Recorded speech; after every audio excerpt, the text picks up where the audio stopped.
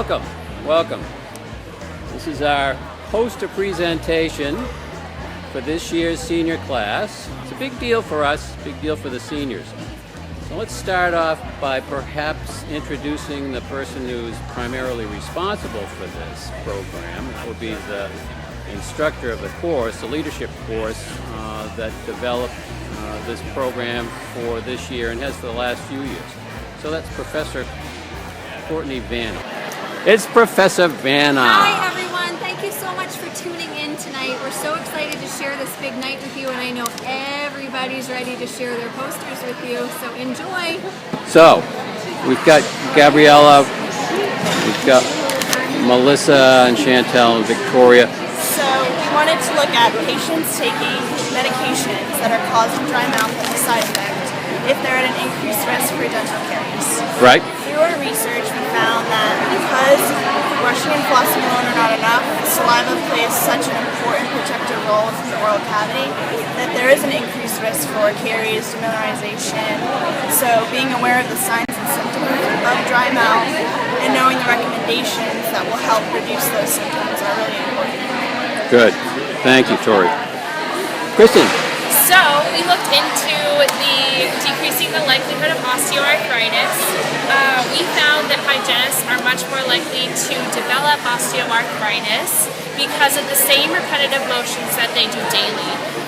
Also, you are more likely to develop it if you are over the age of 45. We looked into different therapies on how to decrease the likelihood of arthritis.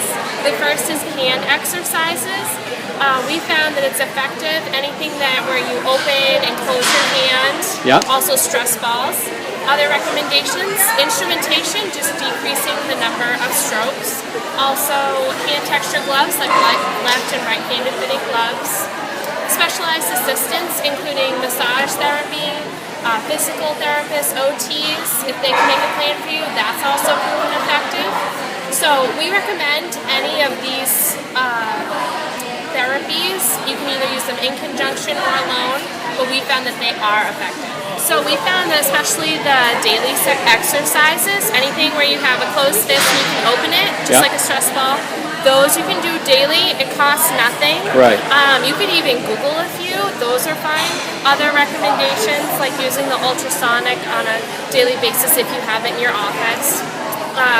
The massage therapist and visiting another therapist is a little bit more invasive, costs money.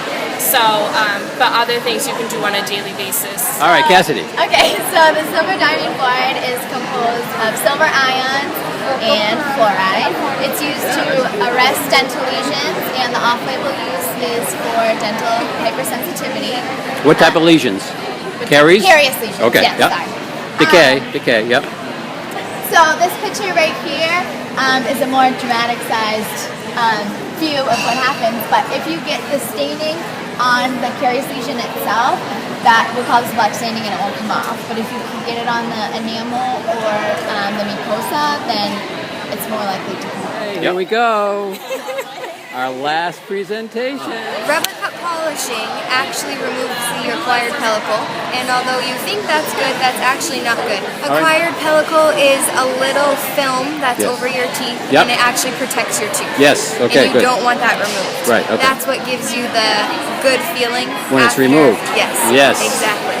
So rubber cup polishing with a prophy paste removes that. Okay. And our studies showed that there's a correlation between the damage and rubber cup polishing. So patients believe that your teeth will become whiter from the polishing, and they think that's the actual cleaning. Although what happens is the enamel gets grooved and like I said, the acquired pellicle is removed. So what we recommend, number one, is just education on that the polishing is not the cleaning. We also recommend that if a patient still insists on the polish, to selectively polish the teeth. So if there's crowns, things like that, you don't want to. Contraindications above: dry mouth, a patient that has newly erupted teeth, patients with recession, you don't want to polish. If they still insist, using a cleaning agent, which is a prophy paste with no abrasive.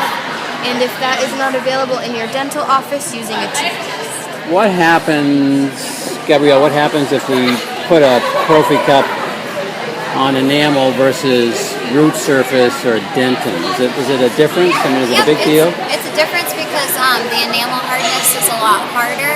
As you can see up here, we have the Nuke's hardness level, which is 355 to 461 for enamel. Yeah. And then if you look below, cementum and dentin are a lot less, 40 and 60.